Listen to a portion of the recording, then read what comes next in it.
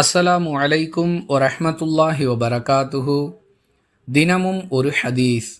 சுபுஹ் தொழுகையிலும் இஷா தொழுகையிலும் உள்ள நன்மையை மக்கள் அறிந்து கொள்வார்களேயானால் தவழ்ந்தாவது அந்த தொழுகைகளுக்குரிய ஜமாஅத்திற்கு வந்து விடுவார்கள் என அல்லாஹுவின் தூதர் ஸல்லல்லாஹு அலைஹி வஸல்லம் அவர்கள் கூறியதாக அபூ ஹுரைரா ரதியல்லாஹு அன்ஹு அவர்கள் அறிவிக்கிறார்கள்.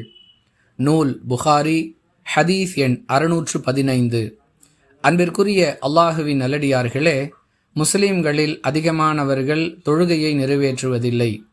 அப்படியே தொழக்கூடியவர்களாக இருந்தாலும் ஜமாத்துடன் தொழக்கூடிய வழக்கம் அதிகமான தொழுகையாளிகளிடம் இல்லை. அப்படியே ஜமாத்துடன் தொழக்கூடியவர்களாக இருந்தாலும் அவர்கள் சுபுஹ் மற்றும் இஷா தொழுகையை தங்கள் வீடுகளிலேயே தொழக்கூடிய நிலையை பரவலாக பார்க்கலாம்.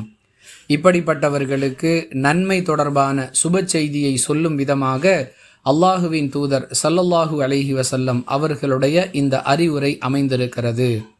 எனவே பெண்கள் ஒவ்வொரு தொழுகையையும் அதற்குரிய நேரத்தில் தங்கள் வீடுகளில் தொழுது கொள்ள வேண்டும். ஆண்கள் 5 நேர தொழுகைகளையும் இமாம் ஜமாத்துடன் நிறைவேற்ற முயற்சிக்க வேண்டும். அதிலும் குறிப்பாக சுபுஹ் மற்றும் இஷா தொழுகையை ஜமாத்துடன் நிறைவேற்ற ஆர்வப்படுத்தும் விதமாக இந்த உபதேசம் அமைந்திருக்கிறது.